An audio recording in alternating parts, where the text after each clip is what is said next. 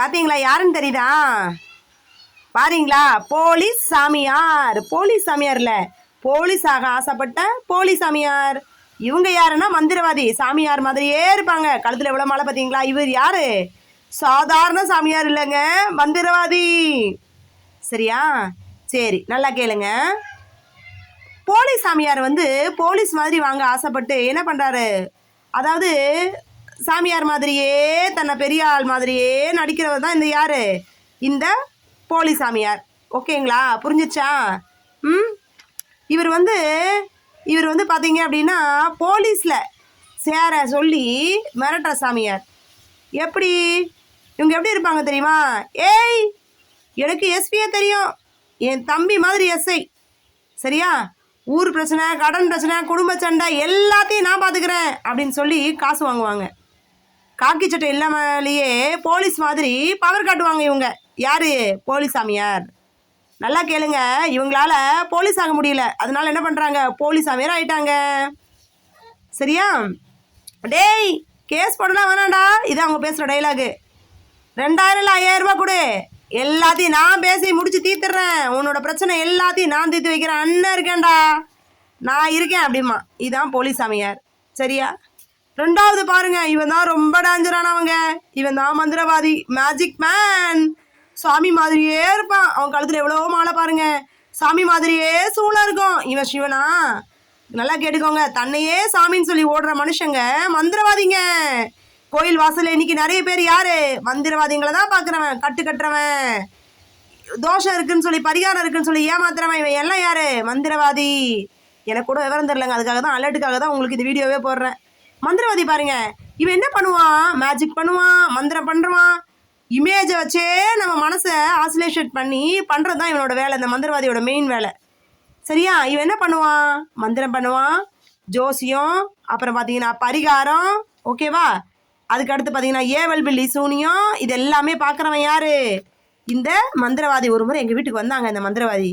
வந்து பார்த்தா ஒரு பேயை ஏவி விட்டு போயிட்டாங்க மந்திரம் சொல்லி. எப்படி வரும்? அப்போ நான் தான் பெரிய ஆளே, காயத்ரி மந்திரத்துக்கு மிஞ்சின ஜபம் எதுவுமே கிடையாது. காயத்ரி மந்திரம் சொன்னேன், அந்த பேய் ஓடி போச்சு. பில்லி சூனியம் தடுக்குமா? பணம் பறிக்கிறதுக்காக இதெல்லாம் ஏவுவாங்க.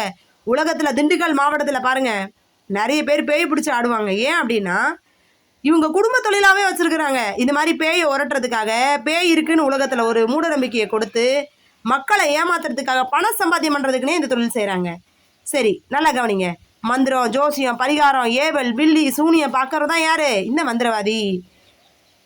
அதாவது காதலை வர வைக்கிறேன், தொழிலை ஜெயிக்க வைக்கிறேன், தோஷம் போக்குறேன்னு சொல்லி பரிகாரம் பண்ணுறது. சரியா? உங்களை விட்டு ஒரு பொண்ணு பிரிஞ்சுட்டாளா, அந்த பொண்ணை சேர்த்து வைக்கிறேம்மா.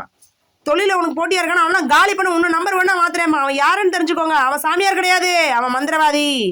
அவனோட பயம், நம்பிக்கை ப்ளஸ் மூட நம்பிக்கை இதெல்லாம் மிக்ஸ் பண்ணி உங்களுக்கு நாகதோஷம் இருக்கு, 21 நாள் பூஜை பண்ணணும் அப்படின்னு சொல்லி என்ன பண்ணுவான்? காசை பறிப்பான். இப்போ நல்ல டிஃப்ரென்ஸ் தெரிஞ்சுக்கோங்க. இந்த போலீஸ் சாமியாருக்கும் இந்த மந்திரவாதிக்கு என்ன வித்தியாசம்? இந்த போலீஸ் சாமியார் என்ன பண்ணுவார்? போலீஸு இல்லாட்டி சட்டம் பேரை சொல்லி பயமுறுத்துறது. இந்த மந்திரவாதி என்ன பண்ணுவான்? மந்திரம், தெய்வம், பில்லி சூனியம் வச்சு பயமுறுத்துறவன் தான் அந்த மந்திரவாதி. இவரை நம்ப வைக்கிறது பார்த்தீங்கன்னா, நான் பெரிய ஆள், எனக்கு கனெக்ஷன் நிறைய இருக்குது அப்படின்பாரு. இவர் என்ன சொல்லுவார்? எனக்கு சக்தி இருக்குது, நான் மாற்றிடுவேன்னு சொல்லுவார். சரியா? இவர் என்ன பிரச்சனை தீர்ப்பாருன்னு பார்த்தீங்கன்னா, சண்டை, அப்புறம் வந்தீங்கன்னா கடன், கோர்ட்டு விஷயத்தெல்லாம் நான் தீர்த்து வைப்பேன் அப்படின்னு சொல்கிறவர் யார்? இந்த போலீஸ் சாமியார். இவர் என்ன சொல்வார்? காதல் பிரச்சனையா, தொழில் பிரச்சனையா, குடும்ப தோஷமா, எல்லாத்தையும் நான் தீர்க்கிடுவேன்னு சொல்லுவான் இந்த மந்திரவாதி. சரியா? ஸோ போலீஸ் சாமியார் எப்படிப்பட்டவர்னா பயத்தாலேயே ஆற்றவர். இவர் என்ன பண்ணுவார்? நம்பிக்கையாலே ஆற்றவர். சரியா? ரெண்டுமே ஏமாறுறதுக்கு தான் சான்ஸ் அதிகம். அதனால் கவனமாக இருக்கணும். கவனிங்க. ஏன்னா பக்தியோட தாங்க இருந்தேன், ஈசன் மேலே பயங்கர பக்தி. எனக்கு ஒரு மந்திரவாதியை காமிச்சாரு சாமி, கிட்டத்தட்ட 4 வருஷம். அவன் மந்திரவாதினே எனக்கு தெரியாது. ஆனால் அவன் ஒரு பெண் கூட சேர்ந்து இந்த காசு வர வைக்கிறான் பாருங்க, சில வித்தைகள் செய்கிறான் பாருங்க. அப்போ தான் எனக்கு தெரிஞ்சது அவன் ஒரு மந்திரவாதின்னு. ஓகேவா? அகோரியாக இருப்பான். அவன் அகோரி கிடையாதுங்க. ஏன்னா பெண் சுகம் இருக்கே. இப்போ நல்லா கேளுங்க.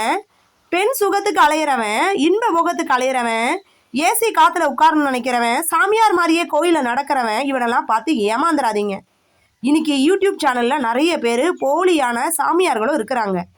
எப்படி வந்து நல்ல தொழில்கள் வந்து நமக்கு ஆப் கொடுத்துருக்குறதோ அதே போல் போலியான செயல்களை செஞ்சு ஏமாத்துறதுக்கும் மனுஷங்க இருக்காங்க. ரொம்ப அலர்ட்டாக இருக்கலைன்னா ஏமாந்துருவீங்க. இவங்க வாழ்க்கையே இந்த போலி சாமியாரை விட இந்த மந்திரவாதி ரொம்ப கெட்டவன். 1 வருஷம் 2 வருஷம் இல்லை 4 வருஷம் கட்டு மேலே கட்டு கட்டி பணம் பறிக்கிறதுக்கு செய்கிறது தான் என்னுடைய குடும்ப தொழிலே. அதனால பொம்பளையா இருந்தாலும் ஆம்பளையா இருந்தாலும் சாமியாரை நம்பாதீங்க, போலி சாமியாரை நம்பாதீங்க, மந்திரவாதியை நம்பாதீங்க. உங்களை நம்புங்க, நீங்களா இறைவனிலே நம்புங்க.